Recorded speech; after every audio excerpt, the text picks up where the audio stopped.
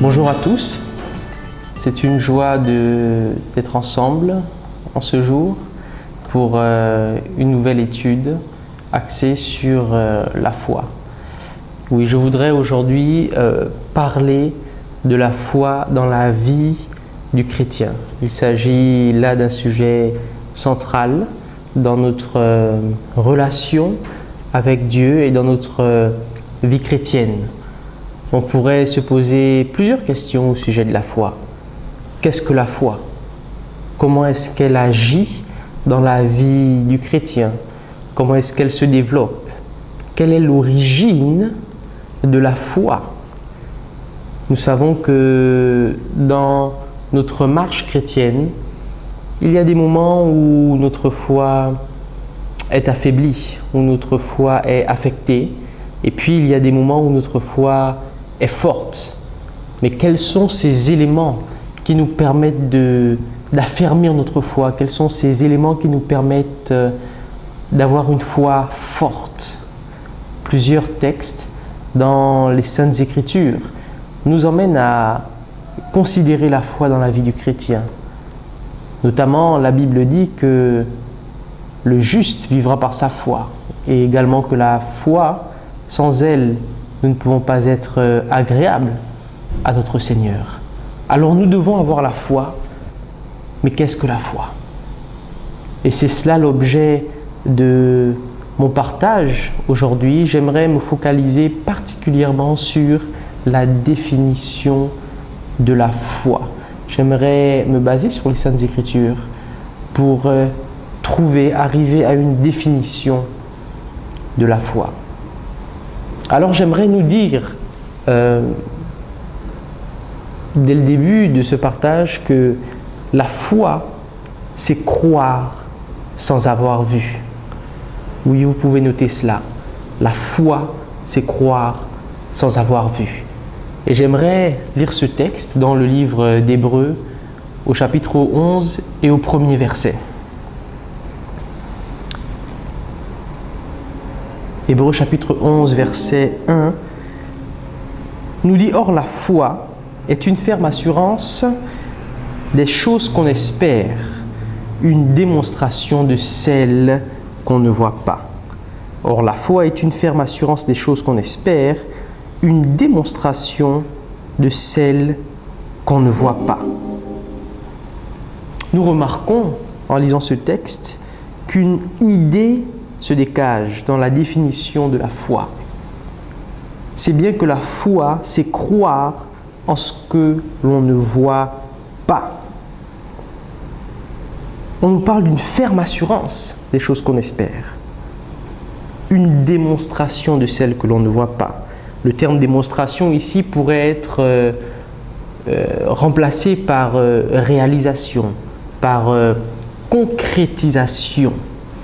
En fait, ce texte, qui est un texte célèbre sur la foi, nous dit entre autres que ce en quoi nous croyons se matérialise de façon ultime. En d'autres termes, notre foi n'est pas abstraite. En d'autres termes, ce en quoi nous croyons devient concret.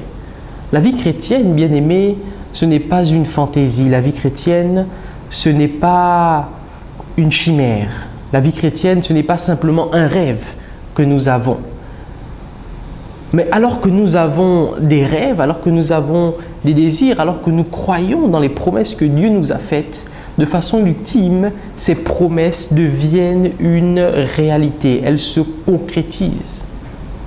Voyez-vous, il y a plusieurs textes dans la Bible qui nous parlent de la foi, et il semble que ces textes mettent en contradiction le fait de croire et le fait de voir avec nos yeux. Un peu comme si, lorsque nous mettons toute notre confiance en ce qui se passe autour de nous, lorsque nous mettons toute notre confiance dans ce que nos sens physiques peuvent percevoir, nous pourrions faillir dans notre foi. Un peu comme si ce que le monde nous montre aujourd'hui est une illusion. est une illusion et que la vérité, c'est la parole de Dieu. Parce que souvent, ce qu'il y arrive, c'est qu'il y a une inadéquation entre les promesses que Dieu fait sur nos vies et ce que nous vivons au jour le jour. J'aimerais alors que nous continuions ce partage, lire un deuxième texte qui se trouve dans 2 Corinthiens, au chapitre 5, versets 6 à 8. 2 Corinthiens, chapitre 5, versets 6 à 8. Nous sommes donc toujours pleins de confiance. Et nous savons qu'en demeurant dans ce corps, nous demeurons loin du Seigneur. Car nous marchons par la foi et non par la vue. Nous sommes pleins de confiance et nous aimons mieux quitter ce corps et demeurer auprès du Seigneur. L'apôtre Paul utilise cette expression « nous marchons par la foi et non par la vue ».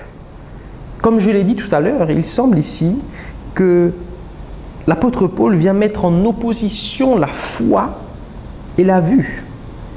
Notre réalité va à l'encontre des promesses que Dieu nous a faites. Il semble que si nous nous attachons à ce que nous voyons de nos propres yeux, nous allons faillir dans la foi. Pour marcher par la foi, bien-aimés, il ne faut pas s'appuyer sur ce que nos yeux physiques voient, mais il faut s'appuyer sur la parole de Dieu. J'aimerais lire un troisième texte où c'est Jésus lui-même qui vient mettre en opposition la foi et la vue. Et il s'agit de l'histoire de l'apôtre Thomas. Dans Jean au chapitre 20, versets 24 à 29. Thomas, appelé Didyme, l'un des 12, était avec eux lorsque Jésus vint. Les autres disciples lui dirent donc « Nous avons vu le Seigneur ». Mais il leur dit « Si je ne vois pas dans ses mains la marque des clous, et si je ne mets mon doigt dans la marque des clous, et si je ne mets ma main dans son côté, je ne croirai point. » 8 jours après, les disciples de Jésus étaient de nouveau dans la maison et Thomas se trouvait avec eux. Jésus vint, les portes étant fermées, se présenta au milieu d'eux et dit « La paix soit avec vous. » Puis il dit à Thomas « Avance ici ton doigt et regarde mes mains. Avance aussi ta main et mets-la dans mon côté. Et ne sois pas incrédule, mais crois. »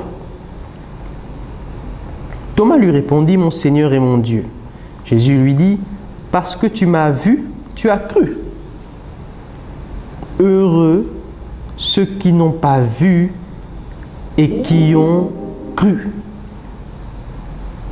Voyez-vous, après la résurrection de Jésus, un des disciples, Thomas, va faire une déclaration absolument surprenante.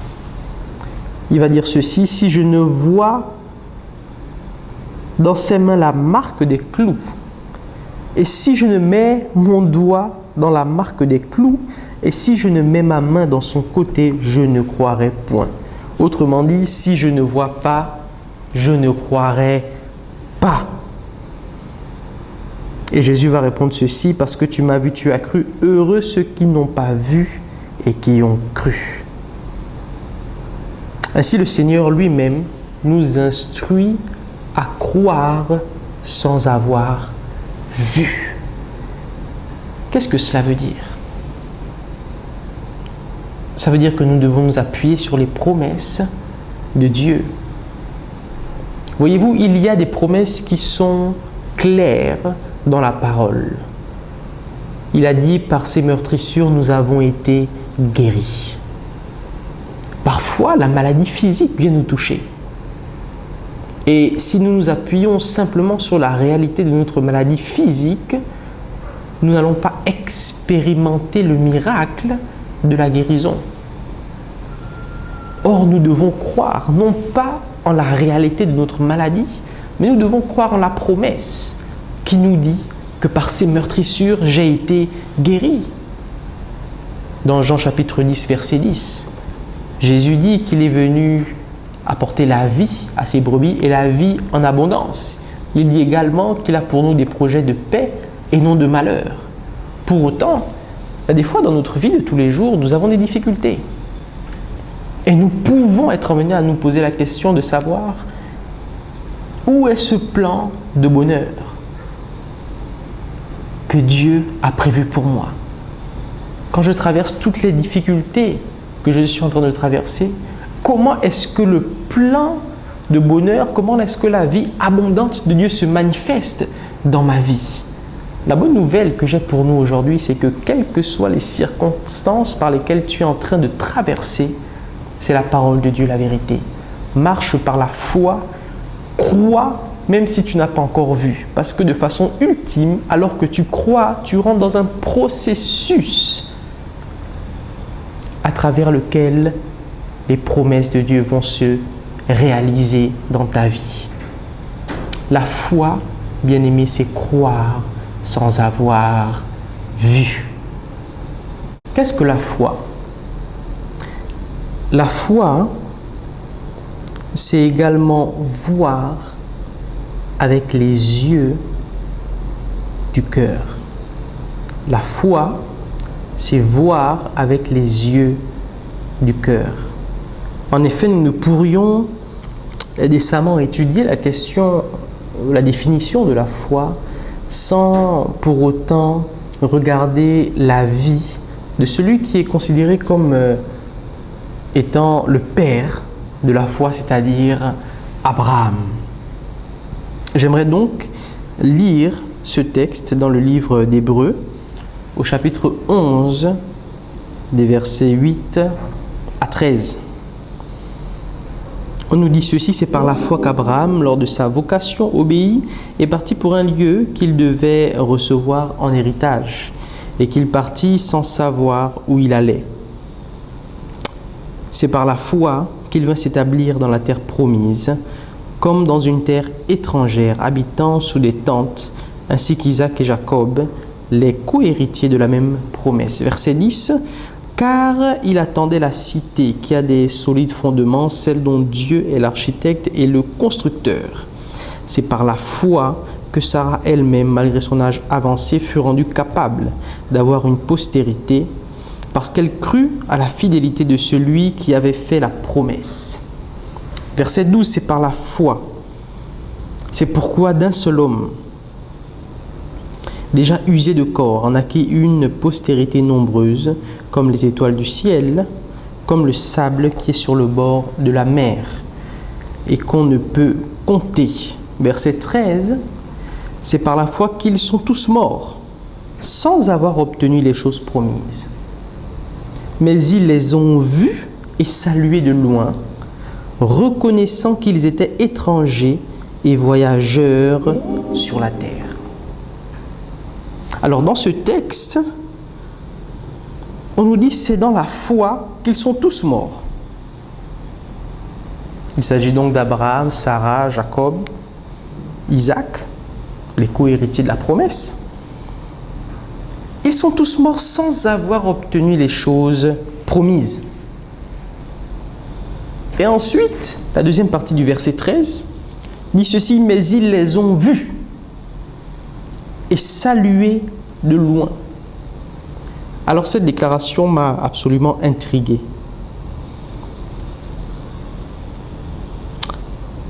Car en effet, si la foi c'est croire sans avoir vu, si cela correspond à ne pas marcher par la vue physique, comment se fait-il que le père de la foi ait vu les choses qui lui ont été promises avant qu'elles n'existent? C'est comme si je vous fais une promesse, je vous dis que je vais vous donner une maison et vous mourrez sans que j'aie pu vous donner cette maison. Mais pour autant, vous avez vu la maison. Mais comment est-ce que vous avez vu cette maison? En réalité, Abraham, le père de la foi, a vu ces choses, a vu les promesses, non pas avec ses yeux physiques, mais il les a vues à l'intérieur de son cœur, avec les yeux de la foi, avec les yeux de son cœur. Et c'est parce qu'il a pu les voir avec les yeux de son cœur qu'il a pu les emmener à matérialisation. Je veux lire un deuxième texte qui va essayer de nous donner davantage d'informations là-dessus. Cela se trouve dans Genèse au chapitre 13, versets 14 à 18. On nous dit, l'Éternel dit à Abraham, après que Lot se fut séparé de lui, « Lève les yeux, et du lieu où tu es, regarde vers le nord et le midi, vers l'Orient et l'Occident, car tout le pays que tu vois, je le donnerai à toi et à ta postérité pour toujours. Je rendrai ta postérité comme la poussière de la terre, en sorte que, si quelqu'un peut compter la poussière de la terre, ta postérité aussi sera comptée. Lève-toi, parcours le pays dans sa longueur, dans sa largeur, car je te le donnerai. » Abraham leva sa tente et vint habiter parmi les chaînes de Mamré, qui sont près d'Hébron, et il bâtit là un autel. Voyez-vous, dans ce texte, Dieu dit, « Tout le pays que tu vois, je te le donnerai à toi et à ta postérité pour toujours. » À mon sens, les deux textes que l'on vient de lire établissent un principe simple. Dieu nous donne ce que nous sommes en mesure de voir. Si tu ne vois pas, tu mets Dieu en difficulté. Parce que si tu ne vois pas, tu n'aides pas Dieu à te donner la promesse qu'il t'a faite. Je me suis posé la question de savoir, au moment où Dieu a parlé à Abraham, en lui disant « Le pays que tu vois, je te le donnerai à toi, à ta postérité », je me suis posé la question de savoir qu'est-ce qu'Abraham a vu. Est-ce qu'Abraham a vu une superficie de 1 km²? Est-ce qu'Abraham a vu une superficie de 10 km²? De 100 hectares? De 1000 hectares, de 10 000 hectares. Qu'est-ce qu'Abraham a vu autour de lui? Il faut peut-être nous rappeler qu'Abraham, à ce moment de sa vie, a plus de 75 ans. Et qu'à cet âge, généralement, les yeux, la vision, la vue prend un coup. Et qu'à son époque, il n'y avait pas d'opticien, il n'y avait pas de lunettes. Il est fort probable que la vue d'Abraham s'était dépréciée avec l'âge. Mais alors, qu'est-ce qu'Abraham a pu bien voir? Et s'il y avait des montagnes en face de lui, est-ce qu'Abraham avait la faculté, la capacité de voir au-delà des montagnes? Voyez-vous, bien-aimés, je crois que ce principe qui a commencé dans la vie d'Abraham s'applique encore aujourd'hui dans nos vies de tous les jours, dans notre relation avec Dieu. J'ai la profonde conviction que lorsque nous marchons avec foi, Dieu nous donne ce que nous pouvons voir. En fait, tous les jours, Dieu nous positionne sur cette terre et il nous dit « Regarde, et tout le pays que tu vois, je te le donnerai. » Lorsque tu travailles dans ton monde professionnel, qu'est-ce que tu vois? Est-ce que tu vois le simple poste que tu as aujourd'hui ou est-ce que tu vois plus loin? Parce que c'est ce que tu vois que Dieu va te permettre de posséder. Dans ta difficulté, qu'est-ce que tu vois? Est-ce que tu vois cette difficulté comme une opportunité pour Dieu de manifester sa gloire, de manifester sa grandeur, son amour, son miracle, sa puissance? Ou est-ce que tu vois cette difficulté comme la fin de tes jours? Ce que tu vois, c'est ce que je te donnerai. Notre capacité à voir avec les yeux de la foi, notre capacité à voir avec les yeux de notre cœur détermine ce que Dieu va faire dans nos vies et ce que Dieu va nous permettre de recevoir. Je le dis encore une fois, la foi, c'est voir avec les yeux de notre cœur. Comment est-ce que l'on pourrait encore définir la foi? J'aimerais continuer avec 2 points particuliers. La foi est une monnaie d'échange. J'aimerais que vous puissiez noter cela et intégrer cela. La foi est une monnaie d'échange. Et je voudrais lire 2 textes. Le premier dans Hébreux, chapitre 11, au verset 6. Or sans la foi, il est impossible de lui être agréable, car il faut que celui qui s'approche de Dieu croit que Dieu existe et qu'il est le rémunérateur de ceux qui le cherchent. Et le deuxième texte dans Ésaïe, chapitre 55, versets 1 à 3. Vous tous qui avez soif, venez aux eaux, même celui qui n'a pas d'argent, venez acheter et manger. Venez acheter du vin et du lait sans argent, sans rien payer. Pourquoi pesez-vous de l'argent pour ceux qui ne nourrissent pas? Pourquoi travaillez-vous pour ceux qui ne rassasient pas? Écoutez-moi donc, et vous mangerez ce qui est bon, et votre âme se délectera de mets succulents. Prêtez l'oreille et venez à moi. Écoutez et votre âme vivra. Je traiterai avec vous une alliance éternelle pour rendre durable mes faveurs envers David. Ces 2 textes sont profonds, et notamment le texte de Ésaïe, chapitre 55, qui nous parle de plusieurs choses. C'est un texte riche qui nous parle notamment de l'alliance que Dieu veut contracter, décide de contracter avec son peuple, mais pas seulement. À mon sens, ce texte nous parle également de la foi. Voyez-vous, il y a certains principes que l'on doit rappeler dans le système spirituel dans lequel nous vivons. Et le premier principe, c'est que avec Dieu, rien n'est gratuit. En fait, dans le monde spirituel, rien n'est gratuit. Et je pense que c'est un principe qu'il est important de rappeler dans l'Église. C'est un principe qu'il est important de rappeler aux chrétiens que nous sommes. Parce que beaucoup d'entre nous sont convaincus que la gratuité doit faire partie du christianisme, doit faire partie de notre vie au quotidien. Mais en réalité, il n'en est rien. Dans le monde spirituel et comme dans notre monde physique, rien n'est gratuit.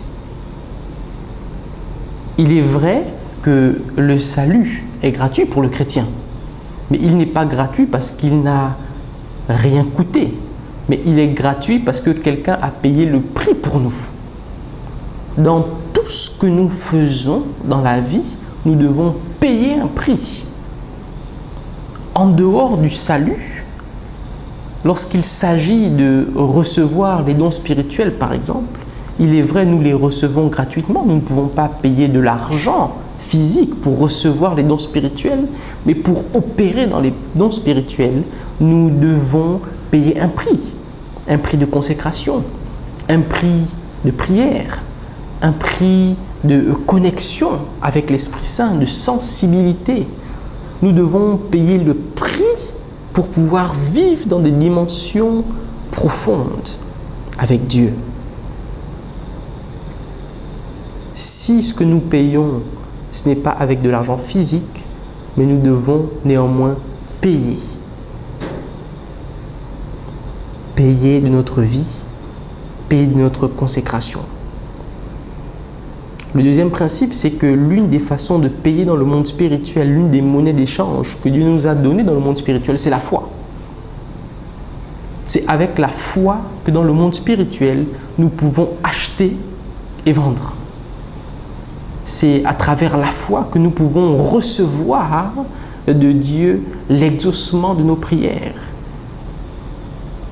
Il dit, si quelqu'un prie, si quelqu'un demande quelque chose, qu'il croit que cela est déjà réalisé et il le verra s'accomplir. En réalité, c'est avec la foi que nous réussissons à faire l'échange dans le monde spirituel. Dans le livre d'Ésaïe, au chapitre 55, ce que nous venons de lire. Il dit « Venez acheter du vin et du lait sans argent, sans rien payer. » Mais si nous venons et nous recevons ces choses sans argent, comment est-ce que nous faisons pour les avoir? C'est à travers la foi. Parce que la foi déclenche le miracle de Dieu. La foi déclenche la libération des grâces et de la puissance de Dieu. Retenons cela, la foi est une monnaie d'échange. Et enfin, c'est avec ce point que j'aimerais terminer. La foi, c'est vivre, agir et se comporter comme si la chose existait déjà. Je veux répéter cela. La foi, c'est vivre, agir et se comporter comme si la chose existait déjà. Bien-aimés, lorsque nous marchons dans la foi, nous n'attendons pas que la promesse de Dieu se réalise pour commencer à avoir le comportement relatif à cette promesse. En réalité, lorsque tu reçois la promesse, lorsque Dieu t'a déjà parlé, tu commences à avoir l'attitude, tu commences à fonctionner, tu commences à réfléchir, tu commences à marcher, à te comporter comme si Dieu avait déjà réalisé la chose. Parce qu'en vérité, Dieu l'a déjà fait. Dans le monde spirituel, Dieu a déjà accompli ce qu'il t'a promis. Mais parfois, il y a un laps de temps entre le moment où Dieu te fait la promesse et le moment où cette promesse devient une réalité dans ta vie. Mais pendant ce laps de temps, tu dois commencer à te comporter comme si c'était déjà le cas. Si on a prophétisé sur ta vie, si tu as reçu une parole, si tu es convaincu que tu es un homme d'affaires à succès, n'attends pas d'avoir ta première entreprise pour commencer à réfléchir comme un homme d'affaires. N'attends pas d'avoir ton premier business pour commencer à penser comme un homme d'affaires. N'attends pas à recevoir ton premier financement, mais réfléchis déjà sur toutes les affaires que tu peux développer. Réfléchis déjà sur les business plans que tu peux adopter. Commence à vivre, à agir et à te comporter comme si la promesse était déjà une réalité dans ta vie.